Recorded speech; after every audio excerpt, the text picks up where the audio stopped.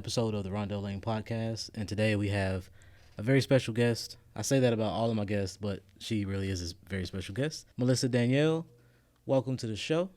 Thank you. Thank you for having me, friend. No problem, no problem. So we jumping straight into this interview. Tell the people about you and like where you come from. Well, I was born in New York. I moved to North Carolina. I moved back and forth from New York to North Carolina in elementary, middle school, and then I finally high school here in North Carolina in Jacksonville. Okay. And then I moved to Greensboro for college in 2002. Yeah, I remember you in the college days. Yes. We didn't know each other, but I remember seeing you on campus and stuff like that. Do you remember how we met? Okay, so if I remember correctly, I was in promotions, like club promotions, and I feel like I put on Facebook looking for someone to do like a flyer, and then you replied, and then we kind of worked together. Yep. Then we did like some flyer stuff, and then we graduated into like doing headshots and stuff. Right. So segueing off the headshots, during that time you were like acting and everything. Yes. I'm still acting, but that was like more the beginnings of my acting. So that's what I was going to ask you, because I know you're a producer now. Yes. So what do you have more of an itch for, the producing or acting? I mean, acting is my first love, so that's definitely always on the table. Producing is something I fell in love with in the last couple of years. Mm-hmm. I do love both, but producing also gives me the power to cast me in films. So the goal with producing was to be able to actually put me in roles in the movies that I'm producing. How many films have you produced so far? Feature films, I've produced one, and I'm currently in pre-production for my second feature. We're actually starting to shoot next week. And I have produced a couple of TV pilots. Okay. That hopefully we're still, working and getting distribution and stuff like that. So hopefully in the next couple of years, we'll see some TV stuff. Were you producing prior to COVID, or was that something that happened after? No, it happened during COVID. COVID hit, everything shut down, all productions, there was no auditions. So I kind of panicked a little bit, and I was like, I have to figure out, what I'm going to do. I don't know if this is ever going to come back. I don't know. So then I was like, I still want to be within filmmaking because that's my love. I love just the whole aspect of filmmaking. And my early beginnings here, I worked with a group of people, and we produced our own plays. So kind of taking that, and then just my knowledge just over the years of being an actress, I was like, maybe I could, do some producing. And then I just kind of connected with the director, and we've been partners ever since 2020. That's pretty cool. Yeah. Do you have any experience, actually using cameras and all of that? I do not. Okay. I'm not too technical on that side of things. I know we got good cameras. I kind of leave that to the DP and all of that. Is that something you ever are you interested in learning? No. Not at all?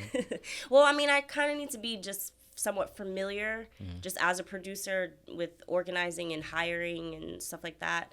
But that's a whole nother job in itself. Yeah. So what's your situation right now? Because you've been in Greensboro for a little bit, but I see you in New York. So are you like a nomad right now? What's going on? I moved back to Greensboro July 2021. My son started college. So it actually kind of works out that I live here, and most of my work, my team is in New York, so most of my work is there, so I can kind of just travel and go there as I need and still be able to have, affordable rent here. Right. So it just happens to work. So I do live here, but I am in New York probably 50% of the year. What do you like better, North Carolina or New York?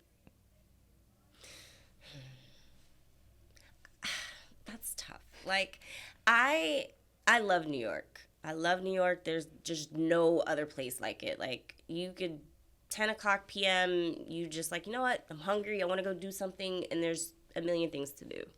I don't know, 50-50. I like being here as well because it's nice and quiet. This is like my place I come to kind of relax, get away from the city, and just kind of chill. This is a great place to like raise kids and like have a family. Right. But like I said, my work is in New York, so Yeah. I don't know. I love both, but I guess if I had the amount of money that I had to like live in New York comfortably, I would live in New York. Yeah, I saw an article maybe about 2 weeks ago, and it was saying $100,000 yearly income in New York is like I think it said like $37,000. Yeah, that's barely like, cutting it. That's crazy. It's very expensive to live there, and I feel like it's getting even more expensive, which is crazy. Yeah. So in that aspect, I don't mind living here, paying affordable mortgage or rent, and then just being able, because I could put that money towards my travel when I have to go back and forth there. And a lot of the times, productions, they pay for my travel, so I'm kind of covered. Have you filmed anywhere else, like outside of New York? Our first feature that I've produced, we filmed in Puerto Rico. Dope. I just went to Puerto Rico in November. Nice. Yeah, it was nice. First time I did. Yeah. It's very nice. It's like our people. Yeah, everybody just seemed like real warm. Yeah, cool. real warm. Yeah. We had a great experience filming there. We had a all Puerto Rican crew outside of like our main heads of departments that came from New York. But all our crew was Puerto Rican. They were just so friendly. We made another family there. So I mentioned earlier we went to the same college. Like, what did you actually go to school for? I started out as a drama major, and then I somewhere down the line switched to like a textile major. I don't know. I had a lot of people in my ear because I was young. I was like 18, 19. Saying that acting is not a real career. Like you'll never make it. You'll never make money. It's not like a feasible career. So at some point I switched to like what I guess a feasible career would be. That didn't work out because the love of acting and filmmaking was just in my spirit. So we just kind of made it work. Okay. So you said your son is in college. Yes. So what's your idea on college? Like, do you feel like for what you're doing, where your life is today, would it matter if you went to college or not? Well, fun fact, I did not finish college. I didn't either. And it's life, and I mean, I had a child. It was just a lot of life. But I feel like it really depends on what you want to do. And not to say I didn't take classes, because I did end up taking like a really good program in New York for acting. And then there's also all types of classes that you could take. There's a producing class that I took at NYU. So there's, and it's not a degree, it's, you're just taking a specific class. So there's other ways that you could learn specific skill sets without having to go through like a complete college experience. Yeah. But it also, like I said, depends on what you want to do. Like if you want to be a doctor, obviously you need to go to college. Right. Yeah. I feel like in our generation, it was, like you said, you had people telling you acting's not real, yada, yada, yada. I feel like it was that way for everything else outside of going to a 4-year university. Like, if you said anything outside of that or the Army, it was like, you're dumb. Like no, go to school. So I don't agree with that. Because I don't feel like school really guarantees anything today. So, and you're like $100,000 in a hole. Yeah. So, I don't know. Everyone's different. I mean, my path, after I stopped going to college, I worked a lot, and then I have all this work experience that someone who may have just came out of college does not have. So then who do you hire? Mm-hmm. So it really depends on your path. And I'm not even also like a straight out of high school, go to college. Like, I think maybe you need to just maybe experience life a little bit before going straight into college. But yeah, that's like a, I don't know if that's like a familial thing, like your family Yes, fam. is like, this is the way to do it. Yeah, we're taught Finish that. high school, you go to college, you get a job, Yeah. get married. Yeah. Yeah. Yeah, my life didn't follow that path neither. at all. I thought it would, but going back to the movies, like, what's your favorite genre of film? I think growing up, my favorite my favorite genre was drama. Like, I just loved a good drama. I think now that I'm older, it still kind of is along the drama lines, but I love a good suspense thriller. Like, that's like my top suspense thriller. It doesn't necessarily need to be horror, but like a good, like, keep you on your toes, like you don't see it coming type of movie. I used to love horror.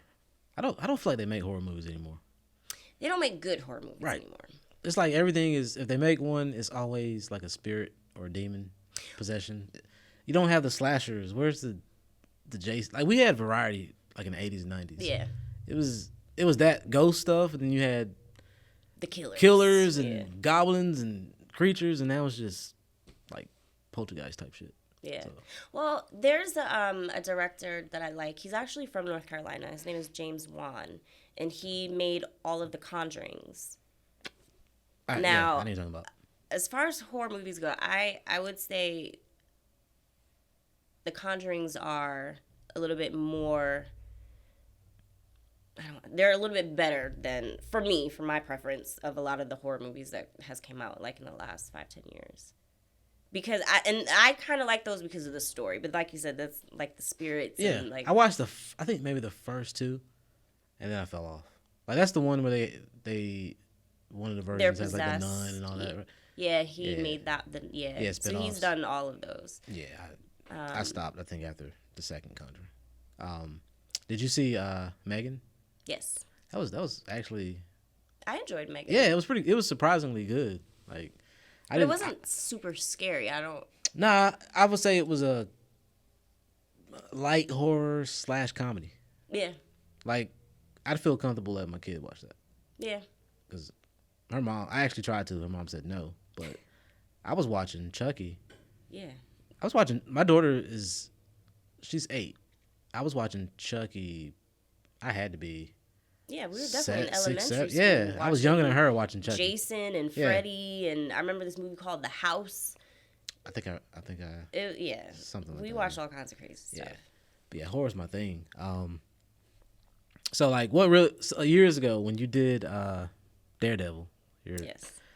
I was a huge Marvel fan. I thought you were like the coolest person ever, just for being an extra in Daredevil.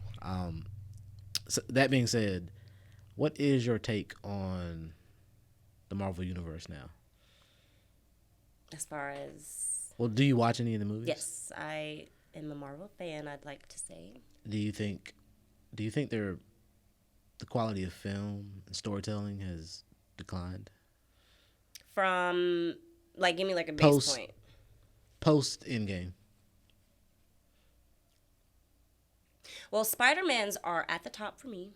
I think the Spider-Man, because I'm trying to think what came out post Endgame. Spider-Man was like the next big thing. Well, yeah, Spider-Man, yeah. No Way Home. I love the new Spider-Man. Tom Holland. Yeah. I don't care for any of the other ones. What? That's blasphemous, yo. He has been my favorite. He's the worst. I like him. He's the worst. He's not even Spider-Man. He's not like the way from the comics. Okay. The way No Way Home ended, it looks like they're about to make him the traditional Spider-Man. Okay. But everything he's been in the MCU, that's not even Spider-Man. I'll say he's been Iron Boy, is what he's been. Okay. I do like his character though. But I'm trying. Okay, so what came out post Endgame? We got Black Panther 2. We got Thor. I didn't like the last one. Love and Trash. Is that the last one? Yeah, I didn't like that one. I call it Love and Trash. It's Love and Thunder. That was pretty bad. Terrible. What else? All of the Disney Plus shows. I haven't watched any of those. Don't. Okay. Trash. The only one that it's kind of on the fence, like it's split down the middle, good or bad. It's Bucky and the Winter Soldier and is it Loki? Falcon. Okay. That one, That one's hit or miss. Loki was pretty good, Okay. but now that Ant-Man, the Kang Dynasty thing, well, it's not called that, but it's going into Kang and like all the different versions of Kang. Mm-hmm. Now that that has come out, it just makes Loki like kind of irrelevant. Gotcha. Um, Did you like the most recent Ant-Man?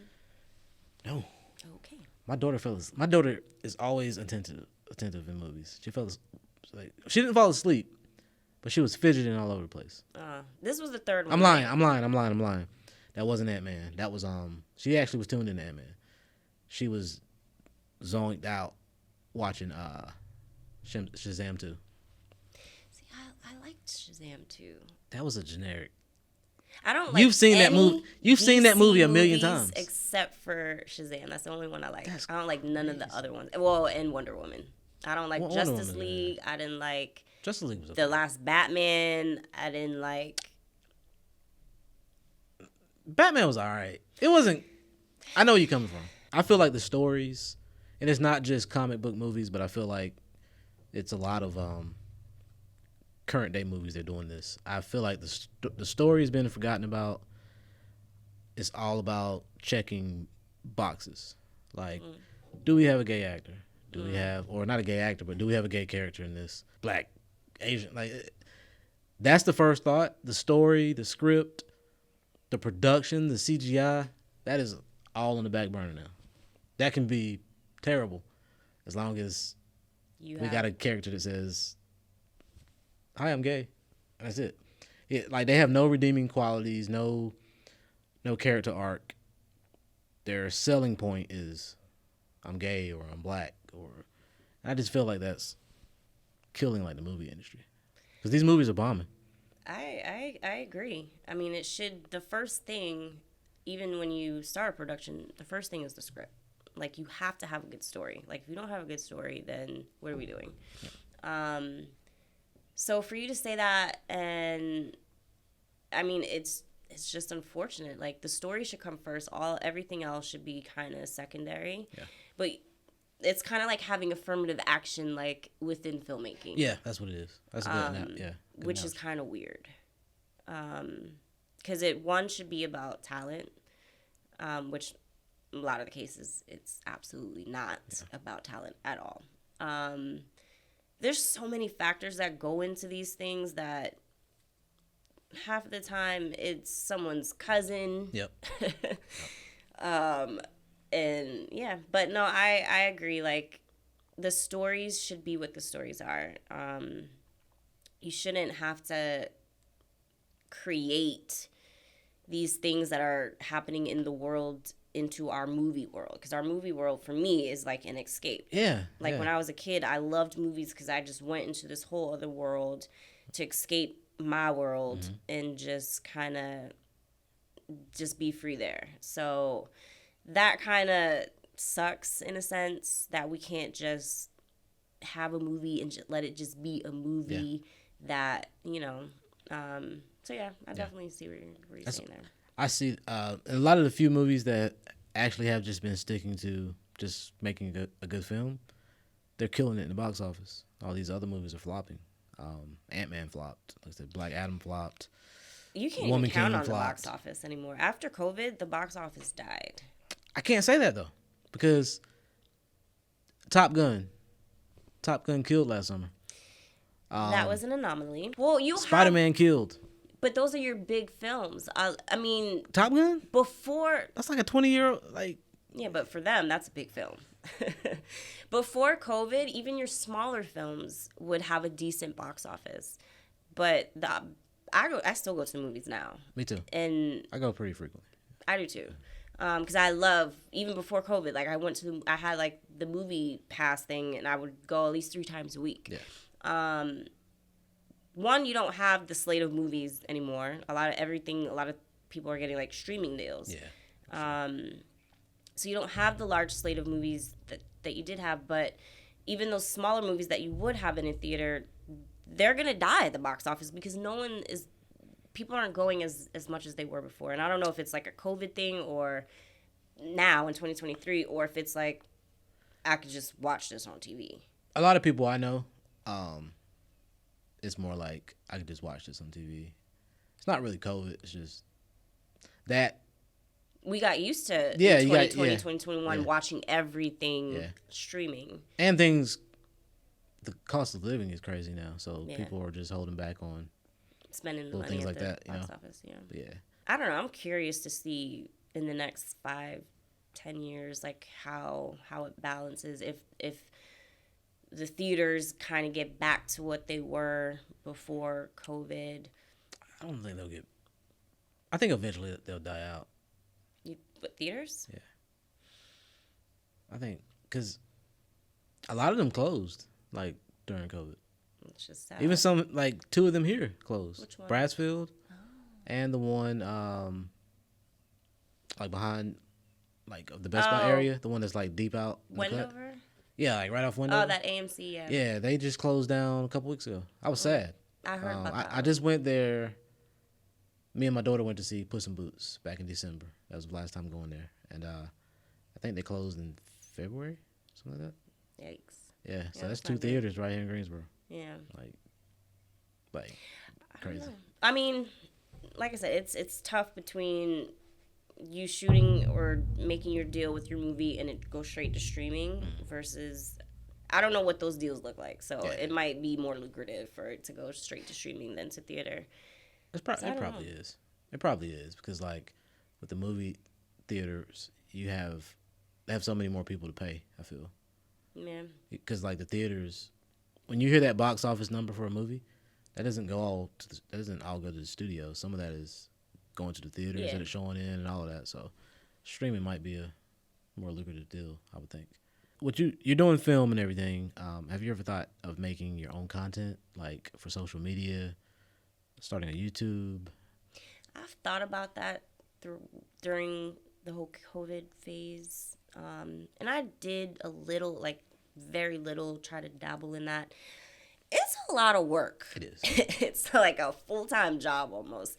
To be able to keep up with the content. Because once you start, like, you can't, like, just drop off for, like, a couple days. Like, you got to keep that content going. You can.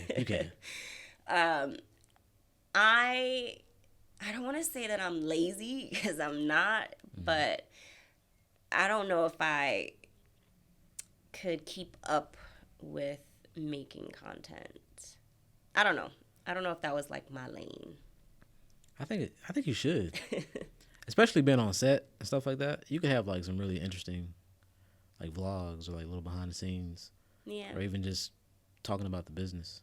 Like you could do. So you said you're always in the movie theater. You could just start like a movie review channel. I thought about that. Like I thought about doing movie reviews. that'd be easy. It is. Set up a camera, a phone. I had a friend. I was like, we could do movie reviews, like tag team. It could be really good and funny. I have a lot of ideas, and I don't go through with half of them. YouTube is very lucrative. Yeah. One of my clients does about $20,000 a month. Shut up. All right. Yeah. Start my movie review channel. Yeah. It took him we've been working together since the end of 2019. And then this past October, the algorithm just went nuts. Wow. And he made like $11,000 in like November. And then December it was like 16. January it was like 20. Oh wow. And prior to that, we were doing on average $1,000 to $2,000, and it just all right. got like 80,000 followers. I need to get on it. Yeah, it's worth it. I would say that. Like, just make time for it. I do. And One video a week. And I have to. I want to produce a little YouTube channel for my son because he has autism, but he is super into sports. Like he knows all the stats. He watches every single sport. So I wanted to do like a weekly recap with him, like telling all the sports that happen like during the week. Like I've had this idea for 2 years, and I just need to do it. Yeah, you should do it. You should do it. I say go with your. If you have like a gut instinct about something, I say go with it. It's mind over matter. I just gotta mentally tell myself, look, this is what you're doing. And then, life comes up and then you have like other things that come up. So I just need to like just be on it and just be focused with it. Yeah. You and your son, y'all are fans of wrestling too, right? I have become a fan of wrestling due to his fandom of wrestling. I see you attending the so shows. now I know all the people. I have a couple of my favorites. We're actually gonna go see Monday Night Raw. It's coming here in May. Yeah, I'm getting tickets for my daughter. Yeah, we'll be there. Yeah, I was gonna go in December, but yeah, we were in New York. I waited around and I didn't buy the tickets. Yeah. But yeah, who's your favorite wrestler? Well, when I was young, I watched wrestling, and there weren't a lot of girls at the time that I watched it. Right. Yeah. That's so now that there's like females and they're like badass, I'm totally into it. So my favorite is Bianca Belair, who is like the women's champion right now. Mm-hmm. So we'll see. They have like a big event Saturday. Yeah, WrestleMania. That's like the Super Bowl. Yeah, wrestling. I looked up tickets for that. I was like, we're gonna have to plan a year. Yeah, for that. That's crazy. Yeah. But I will want to take him 1 year to go to WrestleMania. Have you ever done floor seats? So I'm a little. It's a little pricey. It's a little pricey, but you do have seats because I know when I go, like a lot of those people are just standing. No. That's because they run up to the barrier so they can touch the wrestler. Yeah. Come down. You got seats. I haven't done floor seats. The seats that we have for the show coming up in May, they're pretty close. It's like right middle of the stage. So, but I like Bianca Belair. I like who's my guy? Roman Reigns. Roman Reigns. I like him and his head whole of the squad. table. Yeah. I watch it with him sometimes, so it's still good. Like they have a huge following and fan group. So I miss the old wrestling though. Like when we were coming up, like middle school, high school, it was the stuff they used to do back then. They could never do now. Yeah, like it's just things they would say. They'd put old ladies through tables, and you couldn't do that now. Well, we kind of talked about like some of your favorite genres of movies. Like what are you watching right now? Like what's your favorite couple of like TV series? I just finished Swarm. What is that on? It's hit or miss. It's on Amazon Prime. It's created by Donald Glover, who also created Atlanta, which is my other favorite. I love Atlanta. I stopped at the second season. I heard third season was trash. The third season is tricky because it's almost like each episode is its own short film. They don't necessarily connect to a story. It's not like an overarching story. It is and it isn't. It is very tricky. But I feel like the first couple episodes was like that. He went off the ledge on the third season. But I like it because I appreciate his vision of things. Mm-hmm. It was very different the third season. A lot of people said they didn't like it. I liked it. Swarm is along those same lines. It's very tricky. It's very weird. But I enjoyed it. You seem to like stuff that that's not popular. Like. Yeah, the masses don't. I think so. So I watched that. I'm trying to think what else I've watched recently. Well, at least something that was good. Have you seen The Last of Us? I have not. I know that's on my list. I'm looking at you like that. I haven't finished it though. Okay. I'm like episode 5. But I heard it's really good. It's fire. Pretty fire. Okay. So I heard Young Rock was dope. I don't even have that on my list. That's what I'm saying. Like it's one nobody really knows about it. I don't feel, but I've had about 5 people over the last 2 weeks tell me that was a fire sitcom. Interesting. Like you know what I'm talking about, yeah, right? Yeah. It's just I feel like they don't advertise it much, but I heard it was like really good. I watch Abbott. As far as like sitcoms. I haven't seen. That's something else that I want to. I really appreciate Abbott. It's just like a breath of fresh air. Gotcha. What's something else? A good series.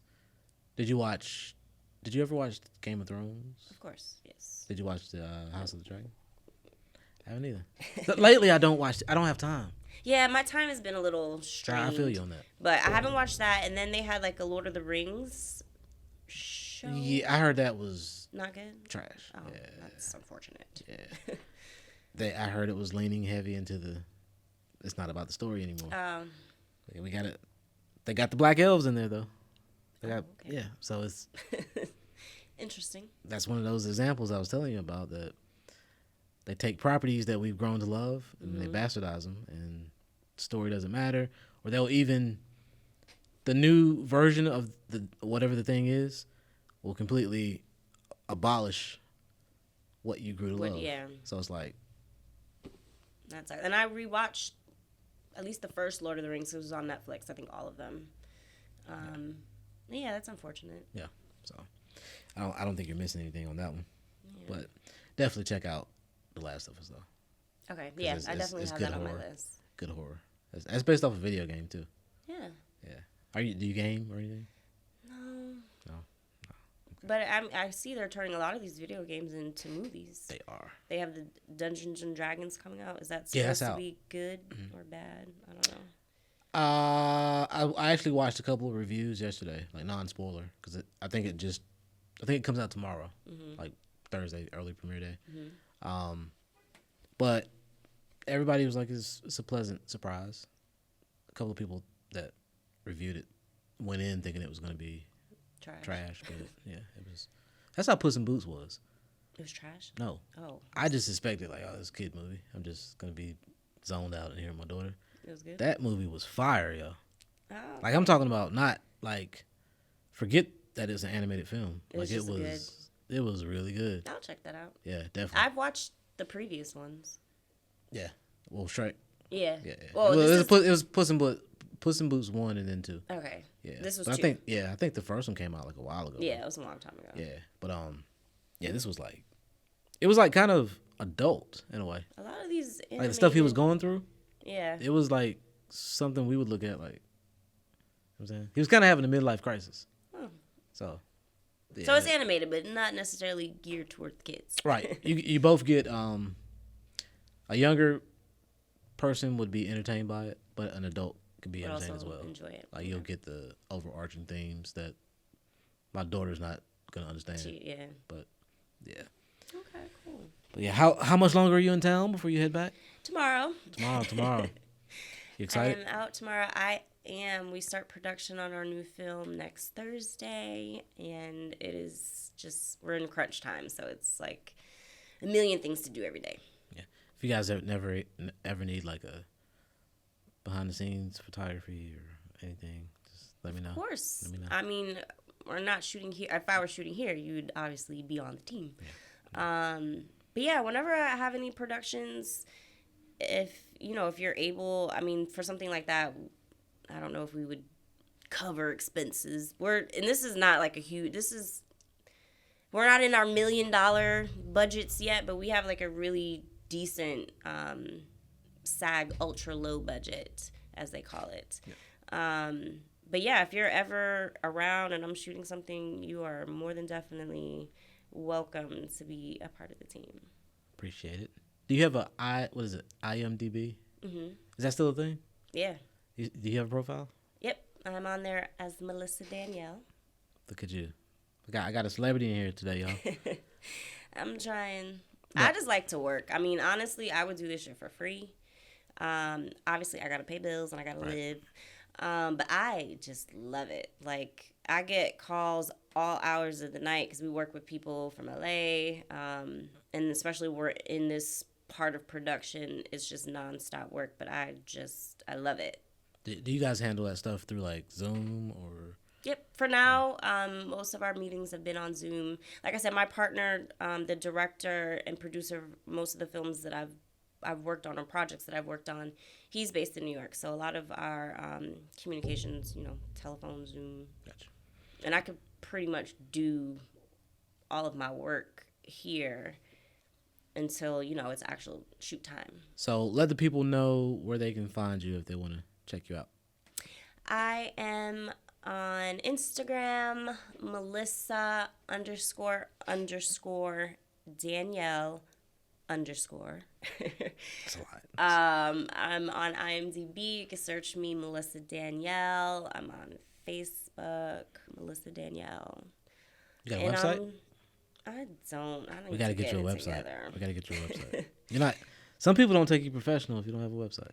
I feel you. Right. I have, well, it's not my website, but I have like my actors website where like all my stuff is housed. But yeah, and then you can catch us. Our movie Aurora that released January of this year. It's still currently on Amazon Prime. You can rent it. Okay. And it will be coming out on Stars. Nice. In the next couple months. Nice. Are you in it? I'm not in it, but I did produce. That was my first feature film that I produced. So I just kind of wanted to get like my feet wet with that. It was a lot to do. And like I said, the new film that we're literally in production on now, I do have like a small little role on that. So. Gotcha. Okay. Cool. Well, Melissa, thank you for coming on the podcast and taking time out of your day. Yes, thank you for having me. And then, I'm going to need some new headshots soon. Oh, yeah, let me know. But thank you guys for tuning in to another episode of the Rondell Lane Podcast. Subscribe, like, share, comment, do all of the things. Check out Melissa, and I'll catch you in the next episode. Peace. That's it. Awesome. Oh, that was fun. Yeah, man.